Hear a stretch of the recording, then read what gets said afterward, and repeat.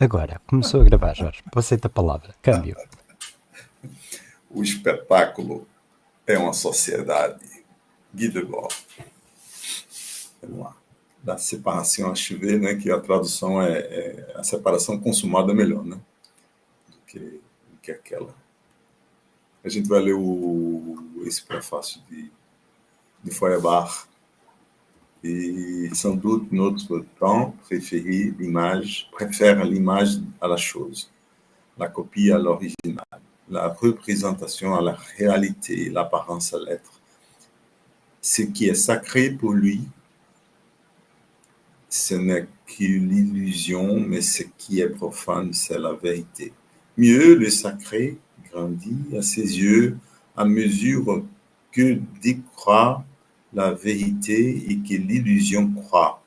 Si bien que le comble de l'illusion est aussi pour lui le comble du sacré. Aqui é o seguinte, esse si bien que ele é uma espécie de um falso amigo, né?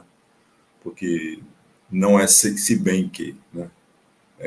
Talvez seja o contrário do se bem que. Tanto é assim, né? Esse si aí é um si de intensificação, não é o si do si, né? Tanto é assim que o combo de ilusão é aussi por ele como de sacré.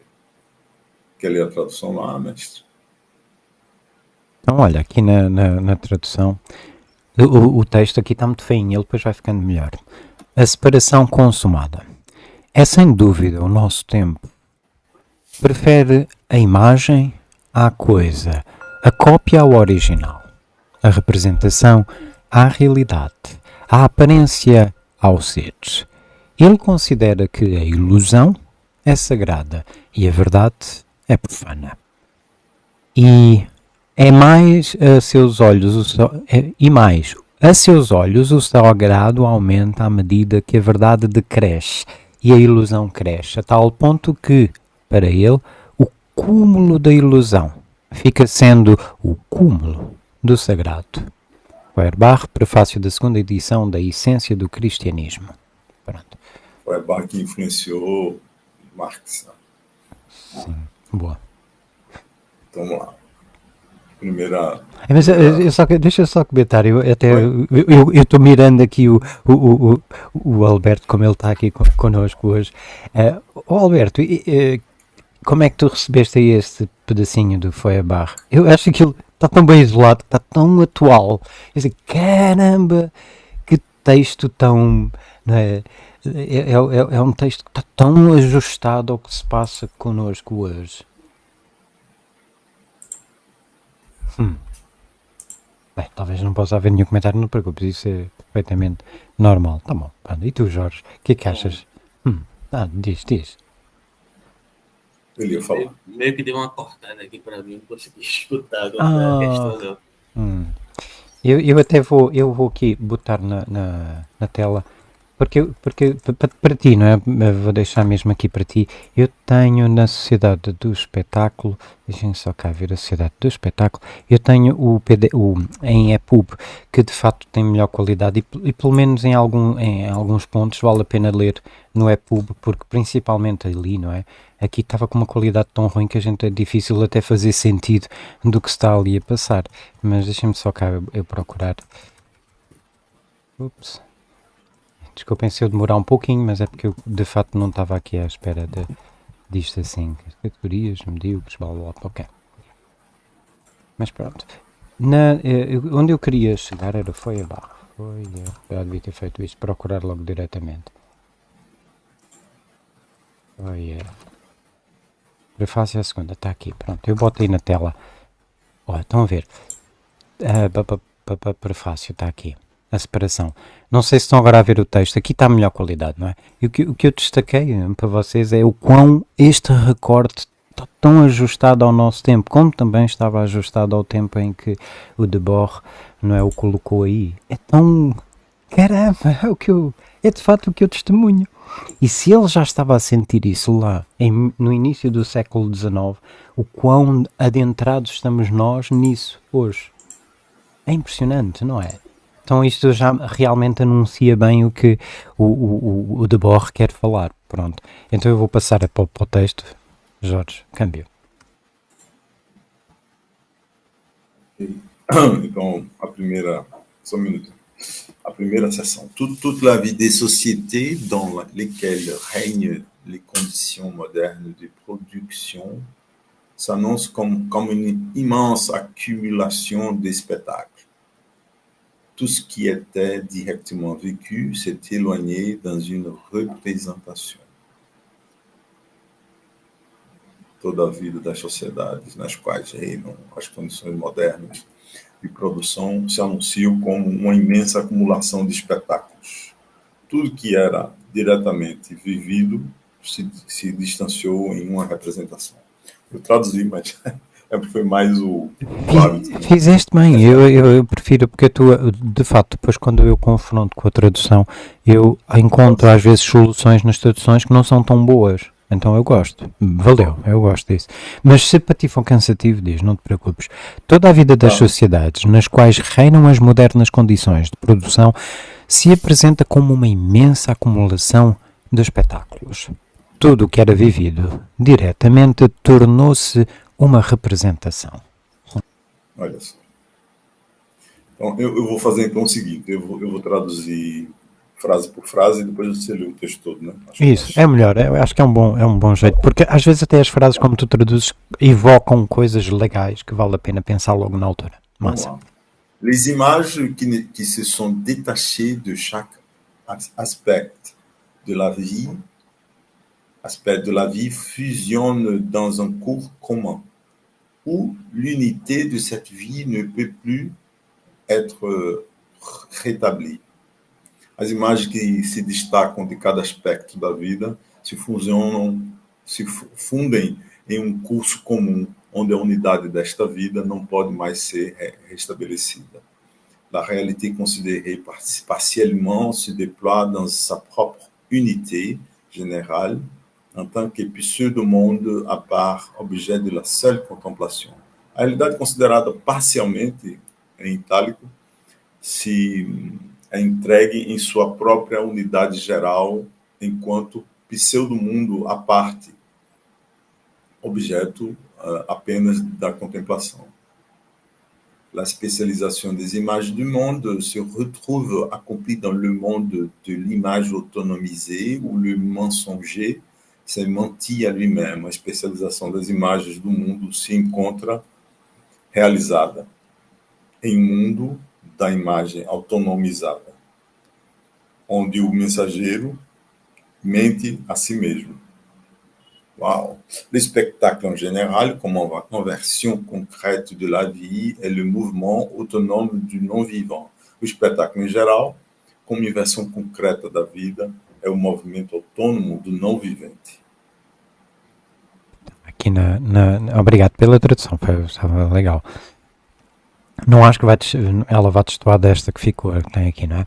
As imagens que se destacaram de cada aspecto da vida fundem-se num fluxo comum, no qual a unidade dessa mesma vida já não pode ser restabelecida.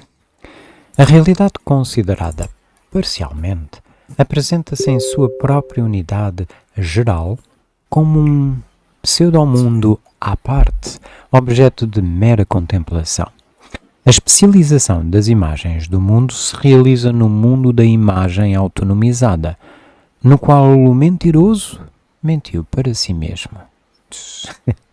O espetáculo em geral. Eu traduzi minha menção. É o mentiroso, eu traduzi como mensageiro. Que legal. Foi um ato falho engraçado. Engraçado. Isso é o Harold Bloom, não é? Aquela teoria dele dos creative misreadings. E eu estou a acentuar mesmo creative e no sentido de Luciano. A gente cria, não é? A gente importa é criar. E quando a gente se cria a partir de uma coisa que a gente fez por lapso, é engraçado, não é? E até interessante. Nossa. O espetáculo em geral, como inversão concreta da vida, é um movimento autônomo do não vivo. A realidade considerada parcialmente apresenta-se em sua própria unidade geral. É engraçado, é como se a realidade tomasse... A realidade considerada parcialmente, né? A parte torna-se o todo, né? Eu acho que é isso que ele está querendo dizer. A parte torna-se o todo. Tem isso, sim. E ela é tomada como. É parte tomada como o todo, sim. É uma boa maneira de dizer, sim. Me parece também. É. Olha, Alberto, sempre que tiveres algum comentário, tu sabes, aqui todos os comentários são bem-vindos. Pronto. Isso tem uma coisa engraçada que é o seguinte: no cinema, por exemplo, né? Quando você entra no filme, o mundo inteiro. Eu gosto muito do cinema, né? Porque em casa é diferente, né? Você entra no cinema, você muda de ambiente, você entra num escuro, né? Onde, para começar, as pessoas desaparecem também, né? A não ser que Verdade. tenha alguém conversando, né? Ou comendo pipoca atrás de você, mas tudo desaparece e você entra no filme. Aquela realidade que é uma representação parcial se torna um todo, né? De repente o mundo é aquilo. Agora, o mais engraçado é o seguinte: você pagou para mentirem para você. Né? Você entra no cinema sabendo que vai ser enganado, que é muito interessante. E você sente felicidade nisso, ser transportado por um mundo inventado. Né? Uhum. É verdade, a gente já está a assumir. Vai, Guerra. E a gente procura de fato isso quando a gente quer. Eu vou falar por mim, né? Quando eu assisto um drama, quando eu assisto um filme, o que eu de fato quero é me alienar. Estou a assumir. Eu de fato estou a assumir. Eu de fato quero me alienar. Eu não quero ver uma história que conte exatamente a minha vida. Pronto. Bora, Alberto. Eu já estou aqui a esfregar as mãos, só a pensar no que o Alberto vai dizer. Então, é uma questão que eu acho até que perpassa. Vocês estão me ouvindo, então? Muito bem, Vamos. muito bem. Começa começa a surgir aqui alguns elementos de uma crítica, digamos assim, uma postulação de um método com perspectiva de totalidade. Eu acho que isso passa até a questão de Marx em relação à crítica que Marx faz a Hegel. Lógico que eu acho que isso vai aparecer mais especificamente posteriormente, mas a questão aqui, já que você comentou, a questão do. Acho que foi o Jorge que mencionou, né? Digamos assim, de tomar a parte pelo todo. Por exemplo, quando os marxistas falam, né, geralmente, você não está considerando a noção de totalidade para considerar essa questão, seja ela política, epistemológica, independentemente do que seja. Tem uma discussão interessante em jogo aí, que para mim, na verdade, é o que o Debord, de certa forma, está tentando colocar, é o que o Deleuze e o Guattari colocam em Antiédipo como crítica ao desdobramento estritamente dialético no sentido hegeliano, né, digamos assim, de uma explicitação da relação da constituição das subjetividades em relação aos sócios, né? Estão se colocando como antagonismo dentro de uma tradição demasiadamente hegeliana, né? Até conjuntural histórico isso, né? Como se só pudesse se constituir filosofia à época dele, né? Dentro do contexto da França, dentro de uma égide hegeliana, então é um ponto de contestação. Entretanto, em alguma medida, na minha interpretação, tá? Eu coloco na minha conta de risco, Deleuze e Guattari permanecem tentando dar continuidade a uma certa perspectiva de crítica de Marx que já estava presente ali enquanto crítica a Hegel. Que crítica é essa? É não conceber essa ideia de totalidade como uma ideia de totalidade totalizante, que muitos marxistas permanecem encerrados nela. Acho que também é a questão do debate, de certa forma. Né? O que é que eu quero dizer com isso? O pessoal tem uma mania de dizer que o Marx ele inverte a dialética do Hegel para uma concepção materialista. Eu acho que isso pode servir, de certa forma, como uma boa alegoria, né? Mas isso não é tudo correto, porque não se trata simplesmente de inverter a dialética, mas é subverter todos os seus aspectos em todas as suas especificidades. É isso que Marx faz, é isso que Deleuze e Guattari, de certa forma, fazem, e seguem esse, digamos assim, esse traçado, não estou dizendo que eles repetem Marx, tá? Mas, assim, eles seguem esse traçado no sentido de subversão, né? Porque a dialética hegeliana ela permanece numa égide da intersubjetividade, na minha interpretação. Tá? No seguinte sentido, de que ela continua referindo a uma certa projeção de uma autoconsciência que se autoproduz e não se diferencia. É uma questão interessante para você, né? Na questão da diferença em Deleuze, uma diferença sem dialética, né? Sem dialética hegeliana, esse passagem. Então, de certa maneira, o que Debord está colocando, postulando aqui, tentando recolocar, é a própria questão que Marx tentou criticar, e aqui não vou entrar no mérito se ele fez com sucesso ou não, para mim fez, né? Mas enfim, mas que se reverbera enquanto uma concepção política dentro de um sentido estratificado, que concebe a totalidade dentro de um sentido mistificado dentro do marxismo, né? Então, concebe-se, e aí é uma questão epistemológica, inclusive, né? Uma diferença epistemológica no seguinte sentido, de que quando se concebe a ideia de totalidade como algo inerente à realidade, se mistifica o que é essa possibilidade de identificação, né? E na minha interpretação, fazer isso é um equívoco, porque, na verdade, o que Marx está tentando postular é uma chave epistemológica que tem a possibilidade de questionar a estratificação objetiva e subjetiva de uma determinada suposta metodologia, que possa esgotar os aspectos fenomenológicos, né? Então, o espetáculo, em alguma medida, eu estou me estendendo demais, né? Seria uma variação dessa questão, na minha interpretação. Mas, enfim, é só isso que eu queria colocar inicialmente. Olha, valeu, que comentário. Eu já estava com saudades disso, que eu ainda me lembro quando ele participava connosco. Era sempre que o Alberto falava, era um show.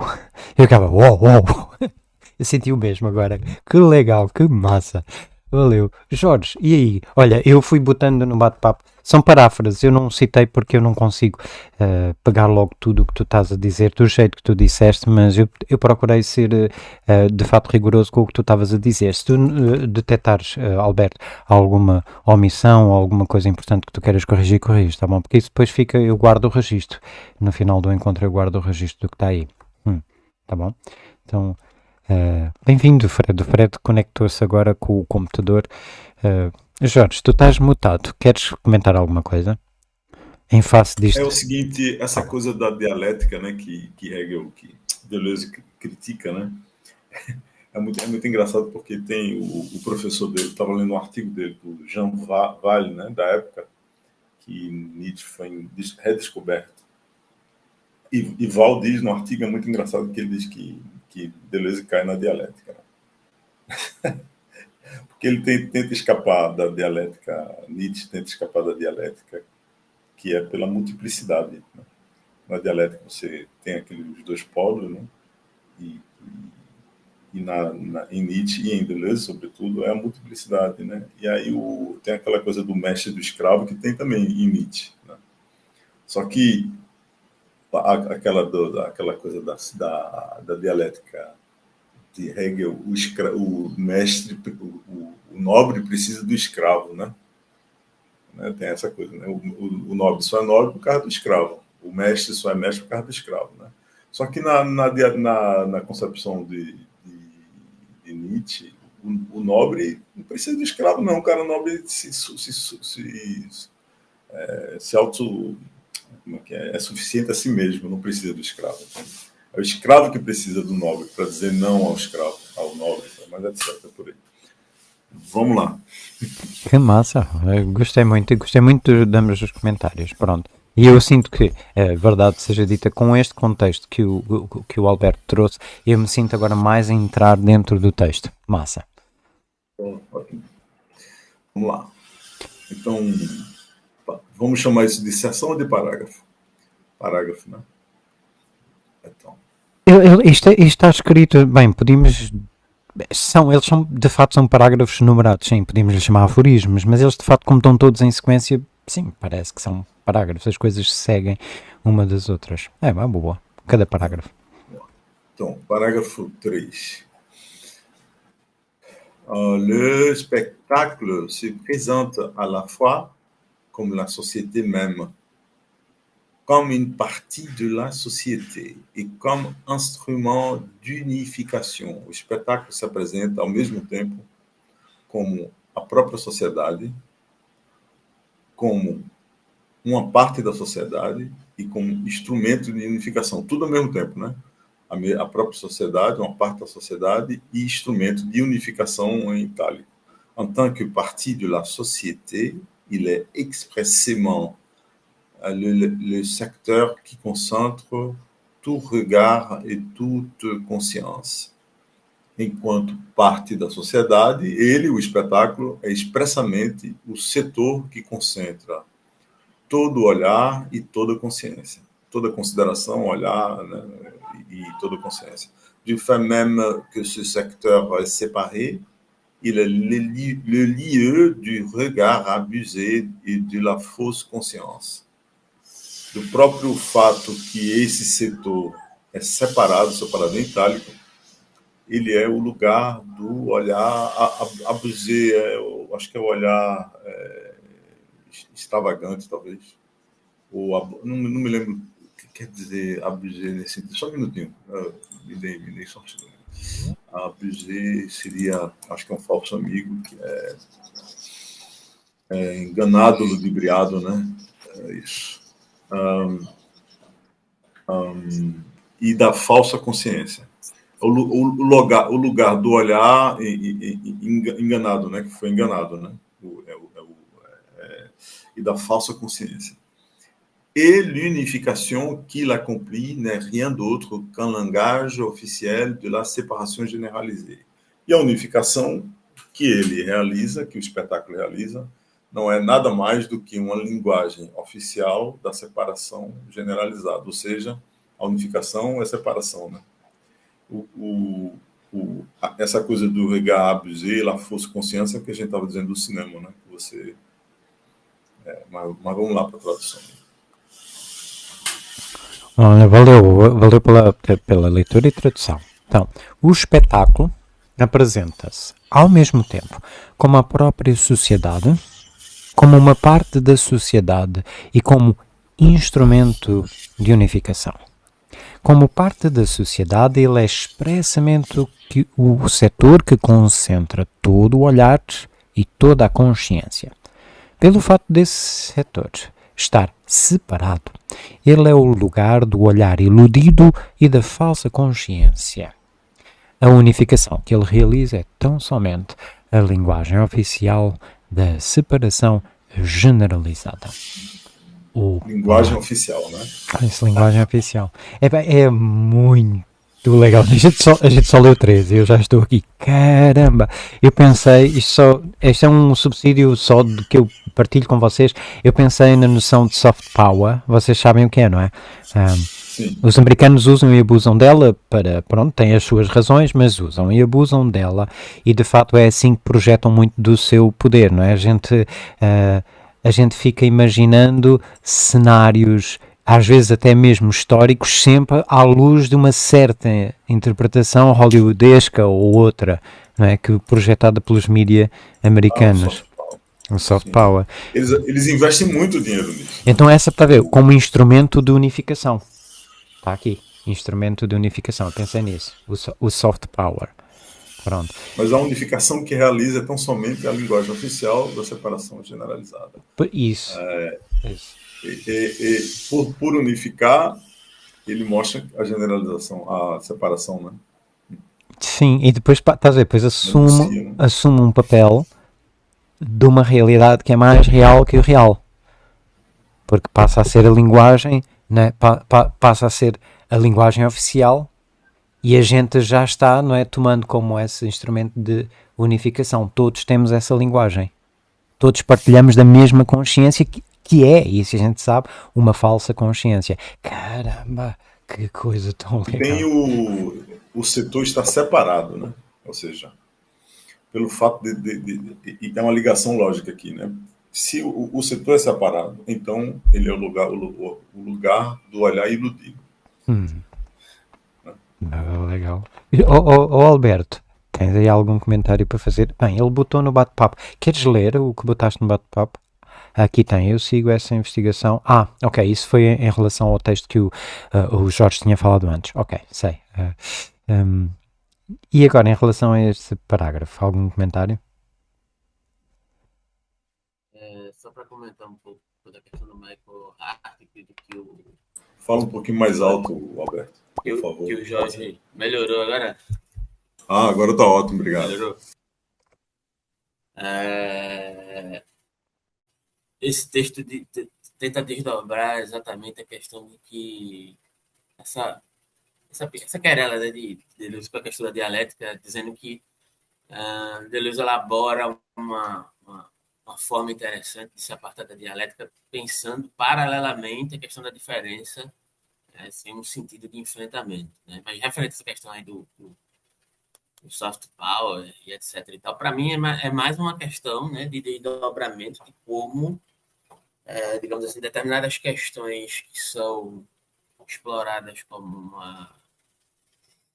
uma variação de determinadas teorias de conhecimento, né, se disseminam popularmente dentro de determinados costumes e, de alguma maneira, terminam trazendo os ímpetos de mistificação para determinadas construções de conhecimento, inclusive a ciência. A ciência não está apartada disso. Né? Cria-se um ímpeto de espetacularização da ciência como método, digamos assim, não variável ou variável dentro de uma certa égide metodológica, né? Que, de certa forma, internaliza, né, determinadas concepções, transformando determinadas concepções ideológicas dentro de uma concepção metodológica. Quem aponta a questão análoga a isso é o Althusser, né? Quando ele vai tentar pensar a própria questão da dialética como concepção de totalidade. Né? Isso termina ocorrendo dentro de movimentos políticos que utilizam da dialética como método de leitura do real, digamos assim. Então, tem esse fator aí, né, de observar para a ciência sem esse olhar, sem um olhar negacionista, mas também sem um olhar ingênuo, né? E compreender que há mistificações no método científico também, em determinadas concepções digamos assim, de utilizações metodológicas, digamos assim. Outro grande Sim, comentário. essa coisa engraçada que você falou, porque é justamente o que eu acho que é justamente a gente entender o que está por trás da máscara, né? Como dizia Deleuze, né? E eu acho que o que esse livro está fazendo também é um pouco o que o livro de Deleuze que a gente leu faz, né? Que é um manual de mecânica, né? Inversa, né? Engenharia reversa. Yeah. De engenharia reversa. Você entender o mecanismo, como é que ele se dá, né? Está explicando como é que se dá o mecanismo, né? Do espetáculo, né? E como ele se insere na sociedade, né? Que legal, muito bom. Ainda bem que botaste isso no horizonte. Para o Alberto, não sei se chegaste a acompanhar, o Jorge trouxe sempre este ponto de que no livro O que é a filosofia de Deleuze e Guattari, o que a gente assiste é um processo de engenharia reversa. Acho que sabes o que é, não é? É o processo de pegar um produto acabado e depois desmontá-lo para perceber como ele funciona. Então, o Jorge identificou que aqui também há isso, só que aqui, em vez de ser a filosofia, é o próprio espetáculo. A gente está a ver a máquina do espetáculo a ser desmontada. A gente está a assistir a um processo de engenharia reversa da máquina do espetáculo. Muito legal, Jorge, muito legal. Já agora, deixem-me... Só queria dizer, porque o Fred, entretanto, chegou com voz. Eu já vejo que o Fred está até desmutado. Opa. Fred, se precisar de comentar, eu sei que isto é muito, muito engajante, este texto. Se o Fred quiser, tá bom, sinta-se à vontade, tá bem? Não sei se... Pronto. Massa, temos voz, Fred. Ouvi a sua voz. Massa, é bom ouvir a sua voz. Pronto, Jorge, passo a palavra a ti. E também o que Alberto falou, né? Do método científico, né? Porque o método científico hoje é pregado como se fosse uma verdade, e o método científico, no fim das contas, é um método que foi construído, né? Uma construção, né?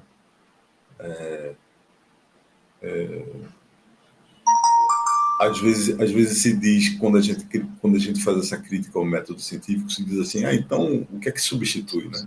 Então qualquer coisa, relativização de tudo, qualquer enunciado é verdadeiro, né? E não é bem assim, né? O método científico é uma construção, e para você entender ele, você tem que entender que é uma máquina, né? Ele funciona com o objetivo de construir um conhecimento, certo? Você sabe que tem esse conceito de máquina, né? A máquina foi feita com um objetivo. Né? Então, se você diz assim, no sentido nietzschiano, o universo é uma máquina, o universo não é uma máquina porque ele não tem objetivo.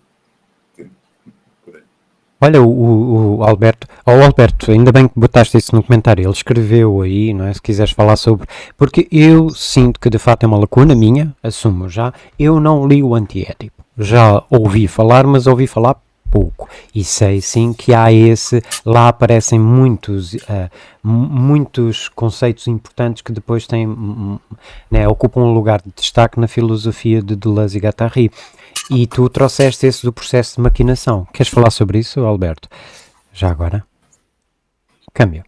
Muito brevemente, né? Porque tem uma questão de, por exemplo, de contestar o lugar dessa subjetividade configurada lá em Antiédipo. Então, a questão, a noção de máquina, que se reverbera a partir da ideia de síntese passiva, ela trabalha a ideia do desejo como essa economia do desejo que ocorre dentro de uma lógica micropolítica que é, de certa forma, que se acopla no processo macropolítico. E aqui a gente está falando de capitalismo. Né? E capitalismo pode ser entendido dentro da lógica da sociedade do espetáculo, em certa medida, com a ressalva das diferenciações e especificidades que o Debord coloca. Né?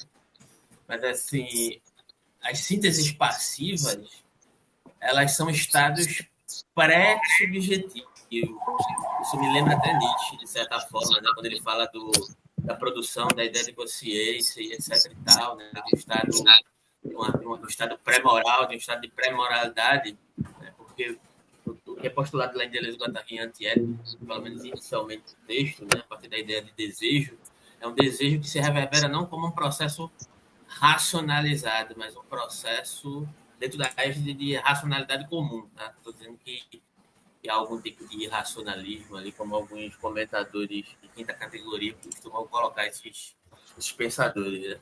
Mas assim, dentro de uma ideia de racionalidade muito bem estratificada, projetada, de uma intencionalidade que produz o desejo, que se acopla na ideia de falta, que é algo muito, muito próximo da ideia de dialética, né? que a dialética tem uma introjeção da falta como perspectiva ascética ali, né? Que se dissolve dentro do processo enquanto totalidade, né? Que faz parte, né? Que a diferença é cooptada por esse tipo de ascetismo.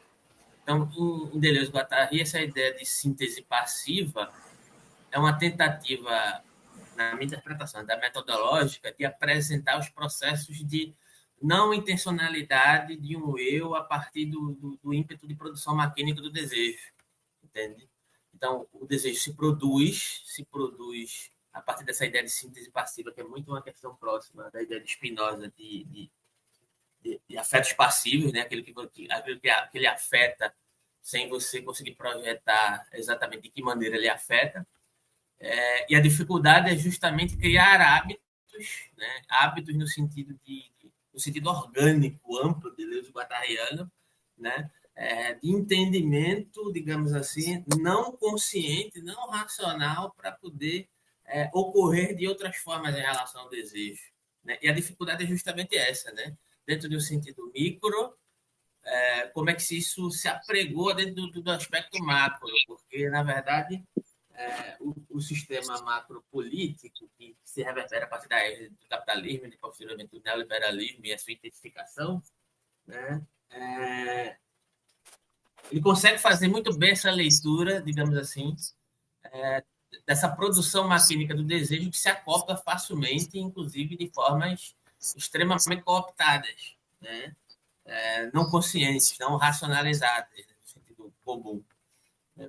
Então, o sistema, inclusive, Deleuze e Guattari compara a questão do desejo dentro de uma perspectiva de comparar, né, o desejo como se produz a partir dessas sínteses passivas que se dividem em três partes, com o próprio diagnóstico de Marx sobre a da autoprodutividade do capital, que se divide também em três partes. Eles pegam essa questão de Marx e fazem uma comparação, né, do modus operandi macropolítico do capitalismo e comparam com a questão do desejo a partir das três sínteses passivas, né, comparando com o diagnóstico de Marx sobre, digamos assim, a sociedade capitalista, né, ou o fluxo de capital, digamos assim, né, que é a síntese conectiva, disjuntiva e conjuntiva né? Comparando com a ideia de MCM de Marx, né? Enfim, que tem justamente essas três partes, né? Que é a teoria de circulação do capital, né? Como o capital que se autoproduz e se apregou a determinadas formas e depois se dissolve a partir de determinadas concepções de crise. Então, de certa maneira, o que Deleuze e Guattari dizem é que o desejo se produz de maneira análoga. Então é muito interessante observar essa relação do micro com o macro e o processo de produção do capitalismo dentro dessa lógica a partir do desejo. Então, eu acho isso interessante pensar. Né? Muito legal. Relacionaria aqui depois. Muito legal, muito legal. Quando terminar a dissertação, eu vou começar a ler, né? Tu diz o anti-Édipo. Entendi direito? Ou vais começar a ler o anti... Qual? Vou começar a ler, né? Porque ok, entendi. Me impede de ler, né? Você faz um mestrado que lhe impede de ler, né? É muito interessante. É verdade. Vocês... Era para você ler e lhe impede de ler. Né? Mas a gente quando...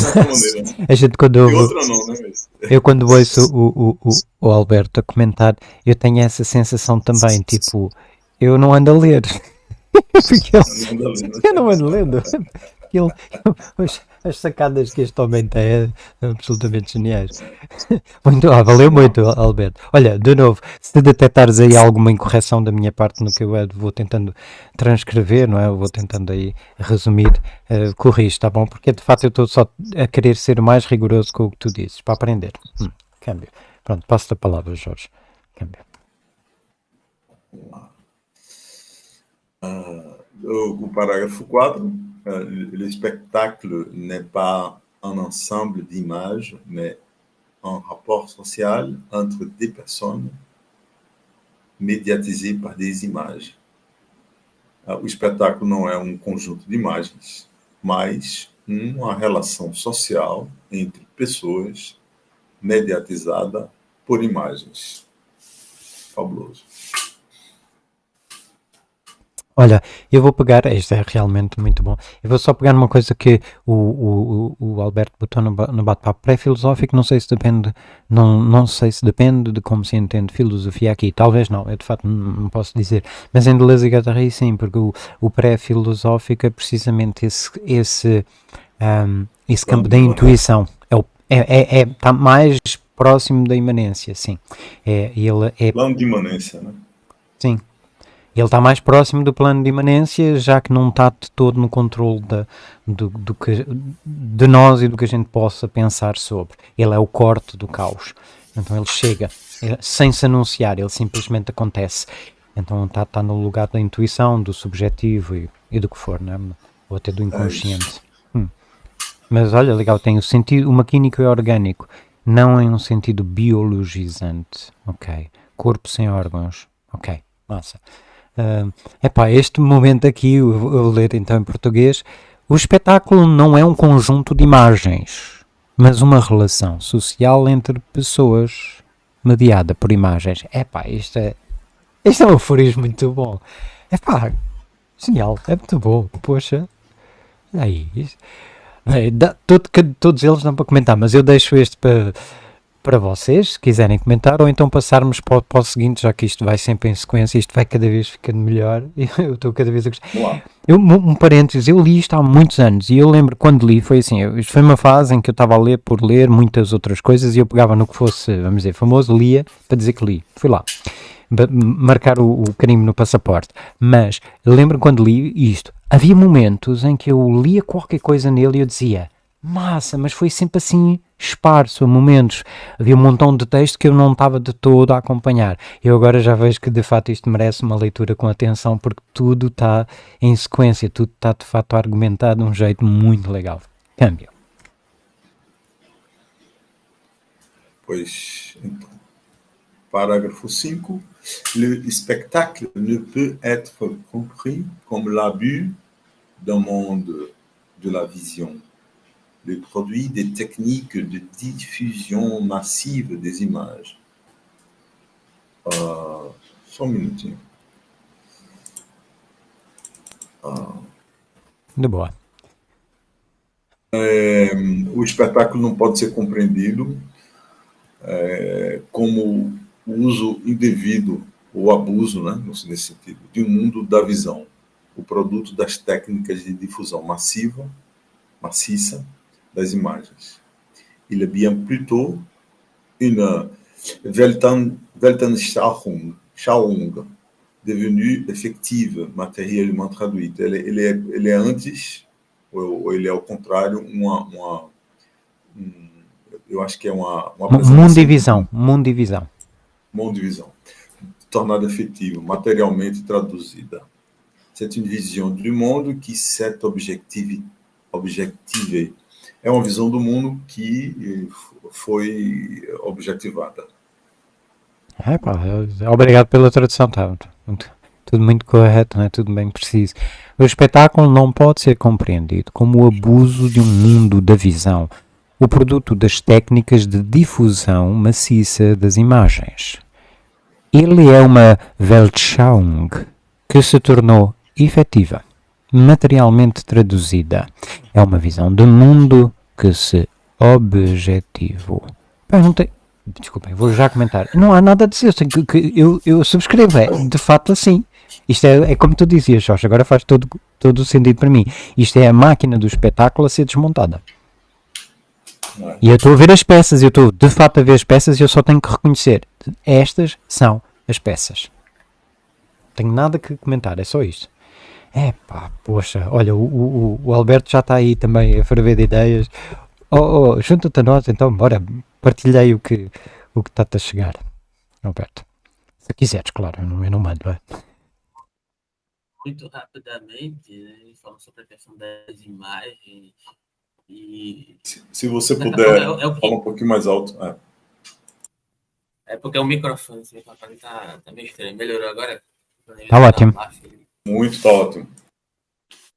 Aí, essa questão das imagens é uma questão persecutória da questão da dialética, digamos assim, né? O que Hegel está querendo o tempo todo é correr atrás da concretude através da administração das imagens, né? E existe esse caráter alienante de uma certa concepção da natureza humana que termina se, digamos assim, se apegando a essas imagens dentro do sentido unilateralizado, né? Se alienando. Existe um processo inexorável de alienação, né, na subjetividade humana para Hegel, né? Isso é positivo para ele, né?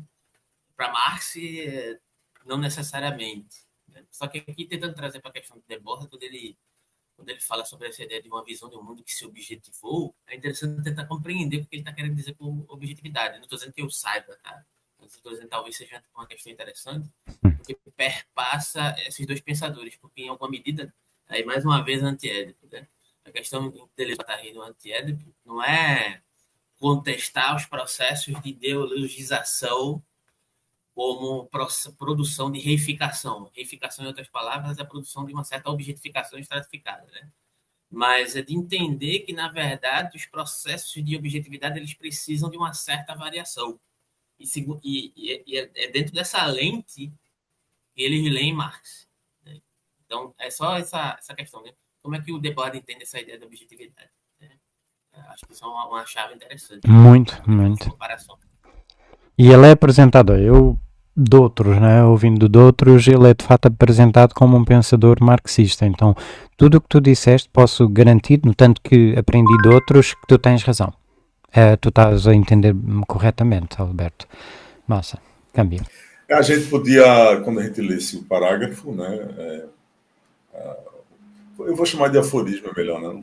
O parágrafo é muito mecânico. Pois, não é? Parágrafo é um bocado. Né? Aforismo, eu acho que a gente poderia identificar, é um exercício, né? Identificar em cada aforismo desse o tópico frasal, né? Para mim, o tópico frasal desses 5 aqui é uma visão do mundo, espetáculo, uma visão do mundo que se objetivou, né? Para mim é isso. Faz sentido, até vou já destacar. Pronto. Né? Tem uma visão do mundo que você tem e aí, de repente, você jogou, materializou aquela visão do mundo. É, boa. Essa foi legal. Né? E é uma visão do mundo, claro, não é? Ela como a gente tinha visto no anterior, ela não é apenas um conjunto de imagens, mas ela é uma relação entre as pessoas que é mediada pelas imagens. Boa.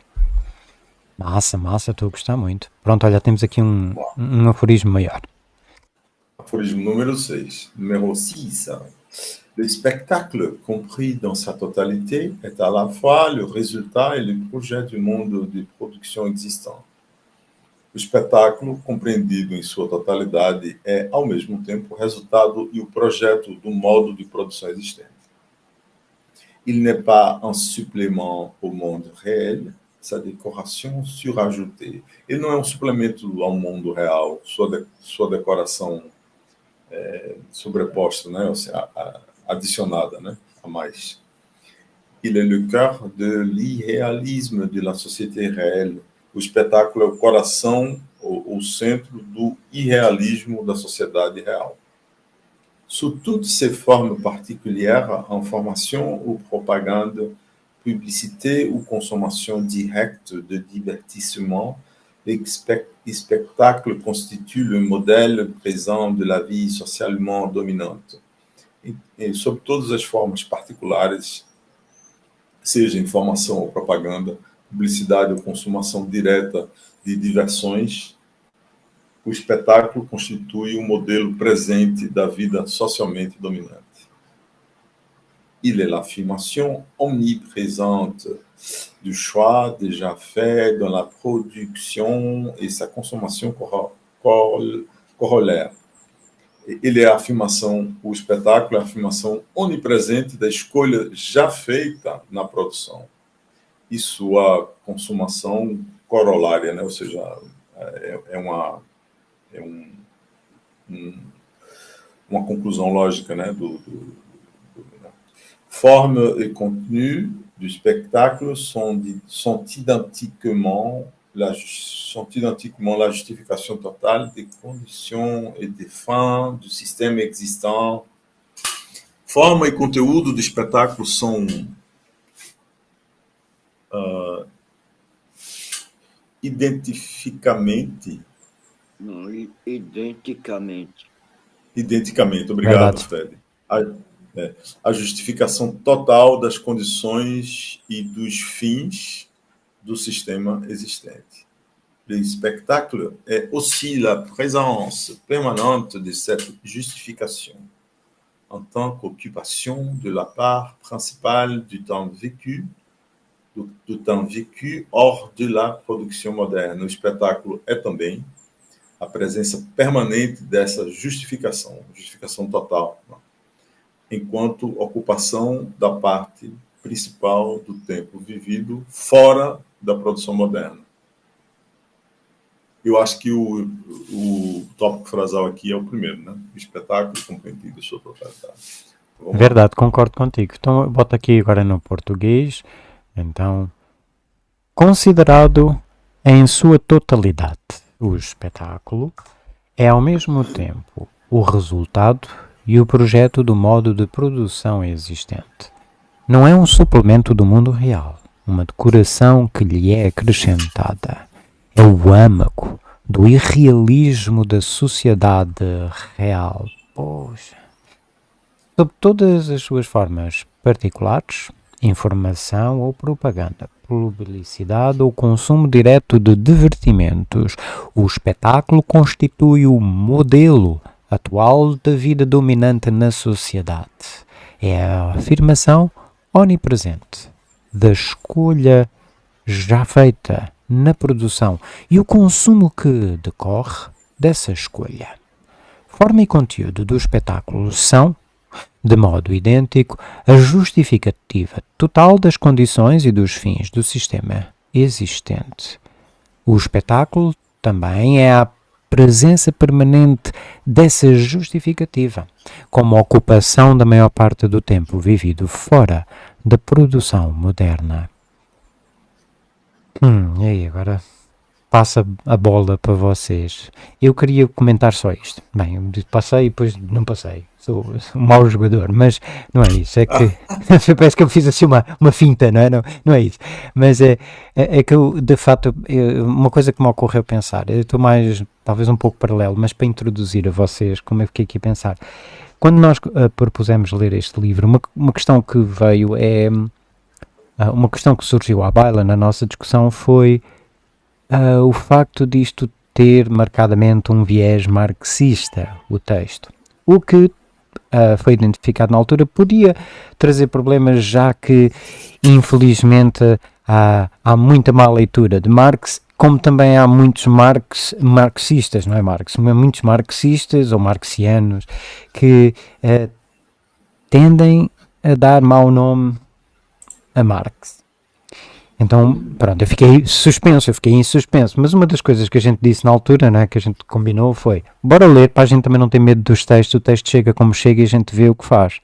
E eu, ao ler esta parte aqui, principalmente está aqui a dizer, não é, que está muito aqui o modo de produção, não é, tem aqui também esta aqui, a maior parte do tempo vivido fora da produção moderna, pronto, e tem aqui os mecanismos, os modos de produção bem presentes, e eu vi, e eu pensei assim, de facto, infelizmente, historicamente, o Marx foi usado para tudo, para um montão de coisas, e muito do que é interessante em Marx acaba por ficar, infelizmente, poluído pelos maus usos que outros lhe deram. Então acaba por ficar assim, o Marx associado aos maus resultados que muitos das más ideias que outros tiveram, e depois o interessante, não é, o notável, não é, o importante em Marx acaba por ser ignorado. Felizmente o Deleuze e Guattari não fizeram nada disso e também souberam ler bem. Mas eu aqui tive este insight, claro, de fato, Marx é muito mais interessante do que eu tenho de fato concedido. Sim. Câmbio. Eu gosto muito dessa frase aqui. É a afirmação onipresente da escolha já feita na produção. Porque tudo que você vê, né, passou por uma edição. Então, e quem consome, você vai para consumir aquele produto, tem uma ligação com a escolha feita, né? Ou seja, eu gosto muito daquele negócio sabe, tem uns filmes que você assiste de um jeito e depois tem a edição do diretor, né, que não deixaram ele fazer do jeito que ele queria, né? Aí tem várias versões daquele filme, né? Enquanto o livro, eu lembro do livro bom, vou me estender, desculpa. Tem vários exemplos disso, né, que o autor queria dizer de um jeito, mas foi feita uma escolha, né, sobre o que deveria ser consumido, né? E aqui tem uma ligação entre essa escolha e o próprio consumo do produto, né? E é por isso que ele está ligado, e é por isso que eu escolhi o tópico frasal. O espetáculo, compreendido em sua totalidade, é ao mesmo tempo o resultado e o projeto do modo, né? Ou seja, o resultado é o consumo, né, o produto em si e o consumo, e o projeto do modo de produção existente, né? Ou seja, tem uma espécie de totalidade nisso aí. Então, que massa, poxa, verdade, olha, obrigado. E tu disseste estender à vontade, porque isto de fato é bom a gente ter o contexto todo, ou pelo menos ter mais elementos para que a gente possa fazer uma boa interpretação. O Alberto tem vindo a comentar, como eu estava a olhar para a outra tela, só agora é que olhei para os comentários. Essa ideia da objetividade é interessante quanto à questão das imagens. Entendem o quê? Não entendi. Ele fez uma pergunta, não sei se foi dirigida a mim ou ao Jorge, Alberto. Se quiseres aí ajudar-nos, valeu. Por essa questão que você estava falando, que os marxistas tendem a algo, aí embolou a fala, não entendi. Ok. Enfim, só para Alguns, não é? Infelizmente, isto foi o resultado. Eu fiz um resumo do que a gente tinha falado no encontro passado. Quando decidimos este texto, surgiu, não é? Surgiu a questão de este é um texto com um viés claramente marxista. E depois surgiu a questão de que, infelizmente, alguns, se não bastante, marxistas tendem-se a apropriar de Marx para dizer outra coisa qualquer. Pronto. Então tendem a fazer isso, tendem a, vamos dizer, a ler Marx de um jeito muito pouco marxista, talvez. Dogmático, pois. Dogmático foi a palavra que foi usada. Não sei se concordas, Alberto, talvez tenhas outra experiência, mas pronto, essa foi a nossa experiência. Concordo completamente. Eu diria que não é uma parte, não, é a maioria, é esmagadora, 80%, porque utilizam determinadas concepções marxistas, não dizem que estão utilizando como método, porque não se trata de uma questão de método, mas de uma chave epistemológica para tentar fazer uma leitura mais adequada talvez, da realidade, mas isso não quer dizer que o método de Marx esteja, digamos assim, inexoravelmente constituído em relação ao real, que é como muitos marxistas utilizam, né, como se tudo que se concebesse enquanto uma crítica bem elaborada, não críticas pueris que visam simplesmente manter uma relação de negação com a grandeza da obra de Marx. Mas, enfim, a questão é que às vezes se utiliza determinadas terminologias marxistas como se fossem questões incontestáveis, não suficientemente trabalhadas, que são completamente não marxistas, como você disse. São idealizações, são mistificações da concepção de Marx, que é tudo que Marx não disse. Não que Marx não tenha erros, equívocos, etc. Isso é outra questão. Né? Mas não se utiliza bem na minha interpretação. Não se utiliza dentro de uma certa concepção de um movimento que o Marx já tinha vislumbrado, que isso aparece na obra dele.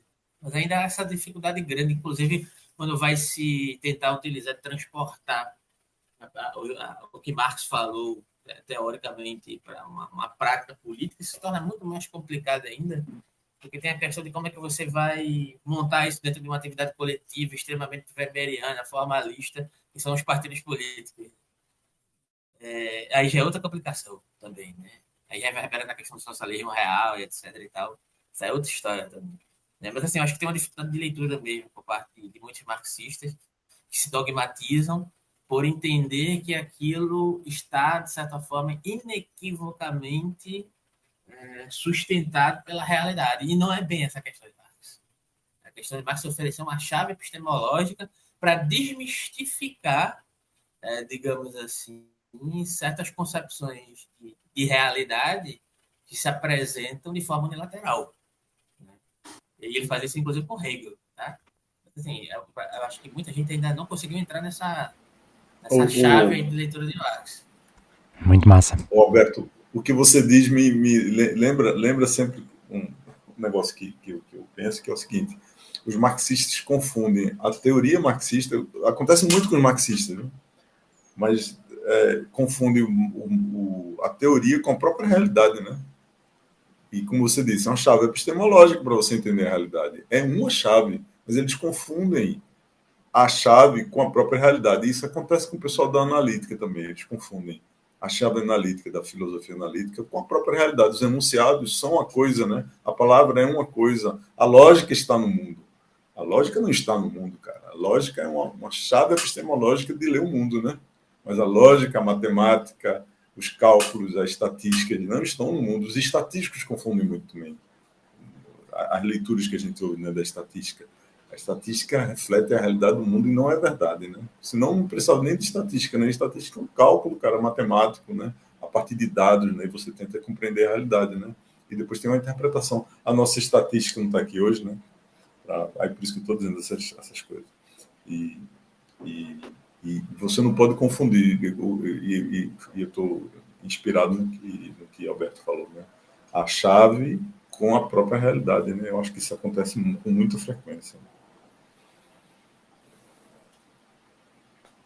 Olha, muito legal. Eu também estou muito inspirado, estou muito, também assim, né, fervilhando aqui de ideias, graças às contribuições de ambos, né? E também do que o Alberto tem vindo a contribuir. De fato, também, ele também me tem deixado até mais seguro, porque eu confesso, eu não tenho sido, não fui leitor de autores marxistas, tampouco de Marx. Eu nem a obra de Deleuze e Guattari sobre Marx eu li, portanto estou mesmo de fora. E estando só nas bancadas, sentado a aplaudir, o que eu posso dizer é que vocês estão a marcar muitos gols. É o que me parece. Então, é só isso, eu sou público. Que é isso, rapaz. Não, é de boa. Não. Bem, agora deixem-me só consertar aqui. Sim, Quando eu digo, eu nunca vejo isso como uma coisa ruim, porque eu já aceitei que eu não posso estar em todo lugar. Eu não quero ser um intelectual, eu não quero ter uma ubiquidade intelectual. Não posso, não tenho, porque a minha mente não dá. Eu penso sempre pequenino porque eu acho que tenho de facto assim uma dificuldade de pensar em grande. É um jeito de estar. Pronto. Eu já aceitei totalmente. Eu nesse sentido, eu para o Alberto, estás a ver, naquela entrevista que me fizeste, eu de facto cada vez mais me sinto socrático. Porque em vez de ter grandes teorias sobre, eu o que desenvolvo é a arte de perguntar. Pronto, só isso. Eu pergunto porque de facto eu não. Eu cada vez mais me sinto a não querer ter teorias, a não ter ideias. Se isso pode acontecer, não é? Entendem? Isto é muito. Estou a ser muito liberal no uso das palavras, mas o que eu quero dizer é que eu de facto almejo a uma certa atitude maiêutica apenas, porque de facto eu não consigo pensar, eu não tenho essa capacidade de andar a estabelecer grandes relações. Ponto. Câmbio. Fala, vem-te lá, vem-te embora. Alberto, aqui é assim, junta-te a nós. Só para complementar o que o Jorge colocou aqui rapidinho, é justamente esse caminho que eu sigo. O Jorge fez a leitura assim, perfeita que eu estava querendo colocar, porque é justamente onde é o caminho que eu sigo, que eu acho que o aprofundamento de como se constrói determinadas concepções epistemológicas é a chave de leitura para você não cair em determinados engodos, no sentido de que no estilo Foucaultiano, Nietzscheano, por isso que esses pensadores são interessantes, e o próprio Marx também, né? Que eles tentam observar, e beleza, e botar inclusive, né? Observar como é que se produz um certo sentido de um construtivismo epistemológico, de onde é que se parte e onde é que se quer chegar, se é que se quer chegar em algum lugar, né? Mas como se constrói determinadas concepções de conhecimento relacionadas a, digamos assim, a determinados ímpetos. Não vamos falar de intencionalidade aqui, porque demandaria um viés demasiadamente interessado, mas a produção de conhecimento ela tem um determinado interesse, por mais que não seja racionalizado. E aí eu posso até mencionar outro exemplo, um contra-exemplo a questão política do marxismo, o neoliberalismo, escola austríaca. Se você for investigar a escola austríaca epistemologicamente, você vai perceber que tem uma certa construção da ideia de natureza humana, você vai entender que Mises, existem né? reverberações, Mises, Hayek, Menger, né? Tem uma projeção de reação de uma concepção econômica, histórica e subjetiva, social, né? Que eles estavam perdendo de vista ali. Por isso aquela reunião. Existe uma série de discussões ali sobre como estabelecer novos paradigmas, digamos assim, epistemológicos, para sustentar uma determinada concepção teórica econômica, né? Que eles almejavam conceber, circunscritos a partir de certos comprometimentos históricos e políticos, né? De como é que isso iria soar nesses movimentos concretos, como é que eles poderiam construir novos paradigmas epistemológicos a partir dessas relações, inclusive a própria mistificação da economia a partir disso, inclusive a mistificação da economia como ciência pura, né? Isso é uma balela. Marx já tinha apontado isso, né? Fazer a crítica da economia política é justamente lançar a mão dessa ideia de pureza da economia como ciência independente, digamos assim. Né? Então, uma vez eu fiz uma seleção de mestrado, e aí, só para retomar a questão que o Jorge colocou, né? Essa ideia de, digamos assim, ideologizar demais a epistemologia a partir de um determinado parâmetro, se relaciona com a questão da metodologia científica que eu mencionei anteriormente. Uma metodologia científica, ela, de certa forma, ela tem um recorte, ela tem uma utilização em relação à realidade, mas ela não pode ser concebida como algo inexorável ao real. Aí eu fiz uma seleção de mestrado uma vez, eu tentei problematizar a questão da inexorabilidade da teoria fregiana sobre a constituição da relação das concepções de teoria de verdade, e o cara simplesmente ele não conseguiu entrar no âmbito da minha crítica, simplesmente dizendo o seguinte, mas não existe subjetividade em Frege. Isso é um sintoma. Qual é o sintoma? Ele não consegue pensar para além da fora da caixa da concepção lógica que ele instituiu dentro de uma lógica de tradição muito bem delimitada. Né? Como assim ele não consegue pensar que o Frege conceber que a subjetividade, ok, não é importante em relação à concretude do mundo, em relação à concepção de verdade como correspondência, como é que ele não pode tentar perceber que existe um comprometimento subjetivo ali nessa construção teórica e negar, isso é muita fé. Subjetividade. É fé, é fé. É religião, exatamente. Isso. Não, Frege é completamente objetivo, que é isso? Eu fiquei amiglado, então... É como o Tractatus, né, de Wittgenstein, que queria tirar a metafísica da linguagem, né? E aí eu passei uma vez na biblioteca Eu nunca mais vi esse livro, mas estava assim, o livro numa prateleira, dizendo, A Metafísica do Tractatus, de Wittgenstein. Porque essa ilusão de objetividade é muito engraçada, né? De achar que alguns autores não têm subjetividade. Né? É muito engraçado. Muito massa. Olha, uma coisa que eu destaco é o jeito como isto fez-me lembrar. Eu agora viajei para o passado quando o Alberto também aparecia aqui e tu, Jorge e ele, porque vocês na altura estavam, acho que assistiam ao mesmo grupo do Nietzsche, talvez, né? Se conheceram lá, e vocês tinham de fato um rapport muito grande. E vocês estão de novo com o mesmo rapport. É muito engraçado. A gente pegou uma carona, você não sabe, Cota. a gente pegou uma carona de lá da Rural até o centro da cidade, até o central, né? Não, desculpa, com o Alberto foi o contrário, a gente foi da Católica para outro lugar. Foi para Federal, Universidade Federal, foi isso. Ui, foi que legal. Católica, o movimento é bom, da Católica para a Federal. Tinha Alberto, tinha o outro que é Guilherme, né? Acho que o nome dele é Guilherme. Tinha eu e tinha o Tiago, né? Que é um amigo lá um colega lá de São Paulo. Rapaz, e Cecílio dirigindo, e era um quid, né? Um carro pequenininho, bicho. E a gente foi arriando, né, Alberto? Arriando com a filosofia, com as coisas. O tempo todo, né? Um apertado pra caralho, mas tava bom. Conversa boa. A carona rendeu, exatamente. Eu acho que nosso amigo Tiago ficou meio assustado, né? Porque eu acho que a reação aqui nessa parte do Brasil é maior do que lá no sul, né? O pessoal a gente ri o tempo todo, né? Eu acho que ele ficou meio com a reação da gente. Não é normal. Podemos continuar, se vocês quiserem. Olha, vejam lá a hora, só isso. Eu sei que dá tempo e de fato dá para a gente ler. Os parágrafos são curtos, não é? Está aí outro. Mas pronto, a gente lê mais este, não é? E depois a gente deixa o espaço para a discussão, para continuarmos aqui neste movimento de deixar fluir os comentários, que isso é muito, muito, muito legal. Tá bom? Pronto. Câmbio. Vamos lá. Então.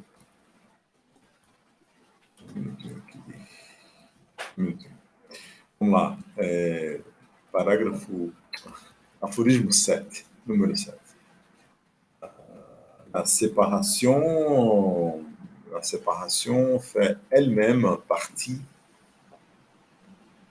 de l'unité du monde, de la praxis sociale globale qui s'est scindée en réalité e en image. A separação, a própria separação faz parte da unidade do mundo, da praxis social global que se dividiu, né, que se cindiu em realidade e em imagem. La pratique sociale devant laquelle se pose le spectacle autonome est aussi la totalité réelle qui contient le spectacle. A prática social, diante da qual se põe o espetáculo, se põe, né, o espetáculo autônomo, é também a totalidade real que contém o espetáculo. Nossa.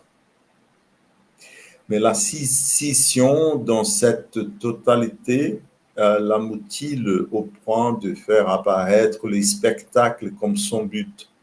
Mas a cisão nesta totalidade a mutila a totalidade, né? Ao ponto de fazer aparecer o espetáculo como seu alvo.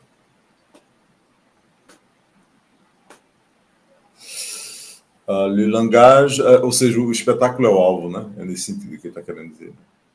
Le langage du spectacle est constitué par des signes de la production régnante qui sont en même temps la finalité dernière de cette production.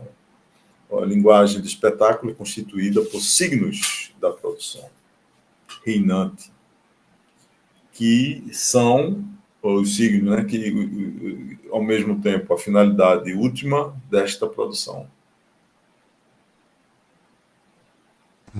Oh Jorge, tu fizeste aí no meio quando estavas a ler, eu estava aí a só destacar, e tu fizeste assim um desabafo de, poxa, fala aí, queres falar sobre isso? Não, porque alguma coisa mexeu mesmo, eu gostava de ouvir. Não sei onde foi não, mas Foi na foi segunda, também a prática social, foi, pronto. a prática social dentro da qual se põe o espetáculo autônomo é também a totalidade real que contém o espetáculo. Porque aqui Ixi, é brutal, é verdade. o espetáculo é contido pela prática, né? A prática social, o espetáculo está diante da prática social, mas a prática social engloba, né? Porque o espetáculo faz parte da prática social. Mas a cisão dessa totalidade mutila a prática social. Eu achava que era mutila a totalidade, mas mutila a prática social, né? E ao ponto de fazer aparecer o espetáculo como seu objetivo. Ou seja, a prática social que engloba, de repente, é tomada pelo espetáculo. Né? O espetáculo domina a prática social. E o espetáculo é a finalidade da prática social. É muito interessante isso, cara. Assim, é uma Muito, espécie de muito. dominação, né? É uma espécie de dominação, né? Eu vejo mais como eu, eu vejo mais como uma leitura nietzschiana do que uma leitura marxista. Que engraçado. Olha, mas epá, Mas traz esse olho, porque de facto, quanto mais estou aqui convosco, partilhando convosco, até eu agora que tenho aí o Alberto, não é, que tem o Nietzsche aí com cara, eu mais sinto que há aqui um karma meu qualquer com o Nietzsche, não é? Eu que não gosto nada da figura do senhor. A minha imagem dele, o pobre do senhor, não tem culpa nenhuma. Eu é que tenho este preconceito, mas eu cada vez vejo mais que do Nietzsche é de facto incontornável. Todas as minhas agora, opiniões sobre ele são injustificadas porque ele é de facto um filósofo com letra grande e muito interessante. Por isso agora traz. o tópico frasal para mim, mais uma vez, é a A primeira primeira, pois. frase, né? A separação faz ela mesma parte da unidade do mundo, que é sempre. Vamos lá, faça aí a sua leitura. Posso fazer eu, tu? Se queres fazer tu, já que foste tão tocado por ela. Não sei se estiveres Não, entusiasmado, eu não, não. não, não, Vai, não, tá de não, bom. não, faça você, não tem Pronto, problema. tá bom. Então, a própria separação faz parte da unidade do mundo, da praxis social global que se cindiu em realidade e em imagem. A prática social, diante da qual se coloca o espetáculo autônomo, é também a totalidade real que contém o espetáculo. Mas a cisão dessa totalidade a mutila a ponto de fazer parecer que o espetáculo é o seu objetivo.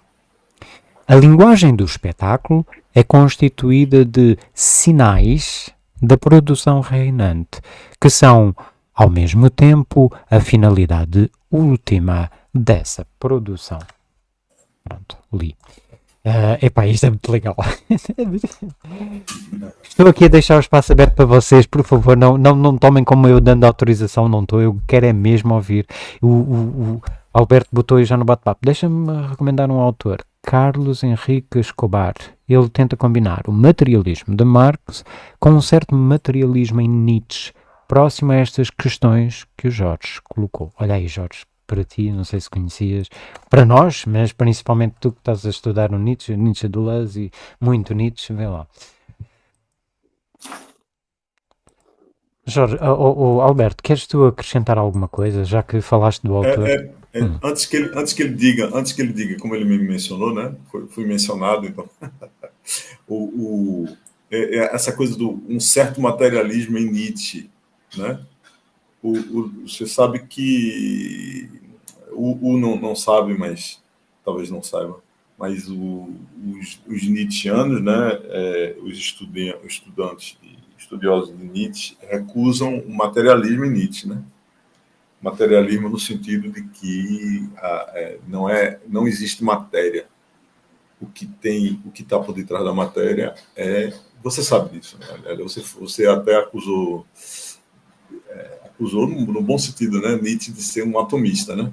Ele acha que não são átomos materiais que estão na realidade, que a realidade, na verdade, é o produto de forças, né? De forças que, no fundo, você até sugeriu isso, que são átomos, na verdade, átomos de força, né? E que se combinando criam o mundo material, né? E criam as realidades sociais. Então, por detrás de todas as realidades sociais, de toda a matéria que você acha que está vendo, e de você mesmo, do sujeito, né? Dos animais, das pedras, não sei o quê, todos esses elementos compartilham uma realidade que subjaz, que é a da força e da vontade de potência. Que eu acho que é a coisa mais fundamental em Nietzsche, eu acho que é essa coisa da vontade de potência. A tua leitura é super instigante. Eu nem sei se o Alberto está a par dela. É por isso que ele colocou um certo materialismo em Nietzsche, né? E é engraçado tu falares do atomismo, é engraçado, não é? Porque, de fato, a tese de Marx é sobre os atomistas, é sobre, né, o Demócrito e Epicuro, sobre a noção de atomismo. Muito legal. Poxa. Alberto, junta-te lá, agora vem lá tu, porque trouxeste aí esse autor e me parece que tu és o... Tens muito para contribuir, me parece, claro. Esse apontamento do Jorge é interessante, porque realmente tem essa... Podes só falar mais próximo do microfone? Já agora, desculpa. Tem um pesquisador chamado... Melhorou agora? Melhorou, sim. Chamado Gunther Abel, que ele problematiza justamente essa questão de não encerrar Nietzsche dentro de um certo materialismo determinista, né? Ou também coloca em evidência os processos de, digamos assim, de contestação das mistificações, digamos assim, espirituais, demasiadamente racionais, metodológicas, né? Nem um caminho nem outro. O que Nietzsche tenta produzir é uma relação, e aí volta para, acho que foi uma das primeiras falas do Jorge, quando ele menciona, será que esses autores conseguiram fugir mesmo de uma dialética? Né? Porque o que Nietzsche está trabalhando aqui são certos investimentos, né? No declínio e na inflação conjuntural delegada ao âmbito da produção da relação da subjetividade em relação a uma certa objetividade, né?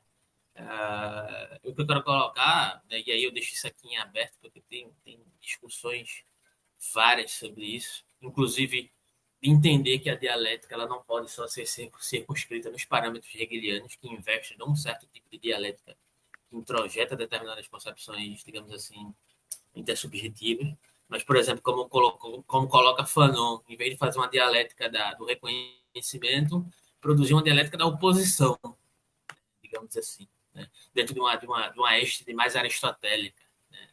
Da oposição e aniquilamento, né? Nada de manutenção, nada de reconhecimento, né? Então, isso, de certa forma, reverberaria um certo germe próximo de uma certa perspectiva do divino nietzschiano e heraclitiana, na minha interpretação. E Heráclito também está presente lá em Hegel, né? Mas aqui existem diferenciações. Mas tentando trazer para o apontamento que eu coloquei aqui do materialismo, não é um materialismo que vai determinar que a matéria é ponto de verdade absoluto para a definição de certas concepções de verdade sobre o mundo, sobre determinados diagnósticos. Mas é um materialismo, entre aspas, como oposição aos processos de mistificação das teorias do conhecimento. Isso está presente em Marx e Nietzsche, em Deleuze, na minha interpretação. Sim, concordo. Né? Nesse aspecto aqui, por isso que eu coloquei um certo materialismo, porque eu sei que essa palavra é carregada de determinações. E aí, de sentidos, etc. E aí eu acho que esse trecho aqui do debate dialoga com essa questão da coisificação objetiva a partir da égide do espetáculo, e me parece que ele está, pelo menos no momento, colocando um caráter, digamos assim, pelo menos nesse momento da reflexão, um caráter negativo dessa produção dessas imagens, né? Mas aí tem que ver como é que ele vai desenvolver isso posteriormente. É porque o caráter negativo a gente sente porque tem uma palavra aqui nesse aforismo aqui que dá esse sentimento negativo, que é mutila, né? A mutilação, né? Mutilação é uma palavra que é difícil. Você sabe que tem palavras que as palavras que você usa para qualquer argumentação, né? Argumentação num sentido, argumentação no outro, né? Mas tem certas palavras que você não consegue nela já tem uma argumentação forte para um lado, e mutilação é uma delas, né? Mutilou é uma palavra que é difícil de Muito ser, legal né? essa visão. Pegaste as palavras boas, são palavras fortes e que têm um significado associado a elas que é indiscutível. Tens toda a razão, Jorge. É por isso que a gente sente que tem uma crítica, né, negativa a essa utilização do espetáculo. E também a gente também tem que entender também que o espetáculo também, ele aqui, ele vai lançar, né, aos pouquinhos, né, que se mutila, né, mutila a sociedade, a totalidade da prática social. Então tem uma dominação aqui, né? Você já está sentindo que existe uma dominação, existe quem faz o espetáculo, né? E quem domina, quem domina os meios de produção do espetáculo é mais do que os meios de produção dos produtos materiais, né? Domina a própria produção, os meios de produção de fazer o espetáculo. E se domina os meios de produção de fazer o espetáculo, domina a prática social também, né? Porque é exatamente isso, mutila a ponto de fazer parecer que o espetáculo é seu objetivo. Ou seja, é uma espécie de encantamento, mas que é uma dominação. Na verdade, toda dominação é uma espécie de encantamento, né? Então, é nesse sentido que... Agora, sobre essa coisa da dialética, Alberto, que você falou aí, né, da crítica e tal, eu estava vendo aqui o livro de Deleuze, né, Nietzsche e a filosofia, tem o capítulo que é o último capítulo que é 1/5 do livro, é contra a dialética. Ele faz todo um aparato sobre a dialética. Pode falar, Alberto. Estou vendo você com a mão levantada. Eu que levantei a mão, acho que eu levantei sem querer. Mas, enfim. Então, tem até alguns autores que tentam trabalhar essa questão da dialética em Deleuze, que ele postula realmente questões relevantes. E tem alguns autores que tentam trabalhar utilizando outros autores, como, por exemplo, sei lá, o James Hillman, né, pensando Deleuze a partir de um outro tipo de quadrante material que possa se constituir para além, ao lado dessa perspectiva dialética, no sentido de constituir uma produção da diferença justamente não projetada pela concepção da consciência. Eu acho que isso é uma chave interessante para poder compreender, a partir de antiética, inclusive, né? Porque a concepção da dialética hegeliana está projetada e fundada a partir de uma autopercepção da consciência. Ou seja, tem um investimento subjetivo que não é pré-subjetivo ali. Então, a contestação de Deleuze começa por aí. Né? O próprio Michael Hart coloca isso. Né? E é por isso que Deleuze não pretende confrontar diretamente a dialética, porque demandar uma relação de negação é justamente, de alguma forma, ser sugado pelo processo dialético. Mas é contestar determinadas concepções na sua base, como, por exemplo, essa ideia da projeção da consciência como autoprodutiva, produzindo uma relação de inexorabilidade com a própria objetividade. Né? Não no sentido formalista, representativo kantiano, mas no sentido de produção em relação e reconhecimento, digamos assim. Né? E aí, essa questão da mutilação, né, também pode remeter a uma problematização enquanto a Hegel da própria ideia de produção da consciência, que inevitavelmente se dilacera. Né? Se dilacera, se divide em uma consciência de si para si, né? Dialética do senhor e do escravo, por exemplo, né? Onde precisa haver uma reconciliação, né? Digamos assim. Né? E Hegel vê isso como algo positivo, e talvez o Debord esteja apresentando aqui um momento negativo desse processo de alienação como imagem e como espetáculo, mas é só um palpite. Sim. O Alberto, você que mencionou novamente Deleuze ali, aí, né? O que eu até errei quando eu disse contra a dialética, porque é o seguinte, não é um libelo, né? Deleuze não produz libelos, né, contra nada, né? Eu acho. O que, pelo menos até encontrar Guattari, né? Mas aqui, nesse capítulo, eu editei, na verdade. Na verdade, o nome do capítulo se chama O Super-Homem, né? o Übermensch. Aí, 2 pontos, contra a dialética. Ou seja, ele tenta entender o super-homem de Nietzsche enquanto uma crítica dialética, né? Tem uns argumentos desse tipo.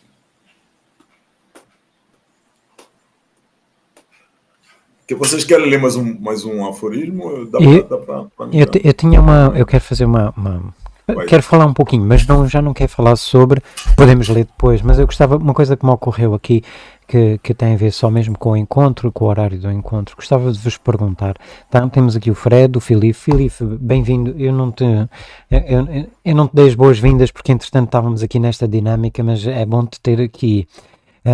Também temos o Alberto, tu, Jorge, claro, e eu queria vos perguntar, vocês querem manter este horário? Já que a gente também começou a ler, podia ter surgido como questão, e me parece que é interessante, porque tenho vindo a notar, que o horário, embora muito cedo, portanto, não colidindo com outras coisas, também cria as suas próprias dificuldades.